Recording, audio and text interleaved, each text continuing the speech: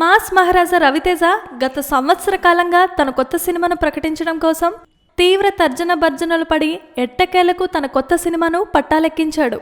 Bengal tiger cinema తర్వాత చాలా long gap తీసుకున్న రవితేజ ప్రస్తుతం రాజా ది గ్రేట్ అండ్ టచ్ చేసి చూడు సినిమాలను పట్టాలెక్కించాడు. ఈ రెండు సినిమాలకు కాస్త ముందుగా రవితేజ నటించాల్సిన ఒక సినిమా పట్టాలెక్కే వరకు వెళ్లి ఆగిపోయింది. చక్రి అనే కొత్త డైరెక్టర్ డైరెక్షన్లో తెరకెక్కాల్సిన రాబిన్ హుడ్ అనే సినిమా సెట్స్ మీదకు వెళ్తుందని అనుకున్న టైంలో ఆగిపోయింది.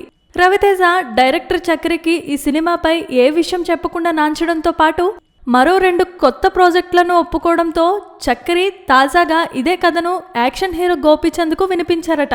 కథ వినగానే గోపీచంద్ ఈ సినిమాను ఒప్పుకున్నారని తెలుస్తోంది. పూర్తి స్థాయిలో స్క్రిప్ట్ కూడా రెడీగా ఉండడంతో త్వరలోనే ఈ సినిమా మొదలవుతోందని సమాచారం. అయితే ఈ ప్రాజెక్టుకు సంబంధించిన పూర్తి వివరాలు ఇంకా తెలియాల్సింది. మరి రవితేజ వదిలేసిన ఈ సినిమా గోపీచంద్కు ఎలా కలిసొస్తుందో చూడాలి. Please subscribe. Hi, it's me Purna. Please subscribe.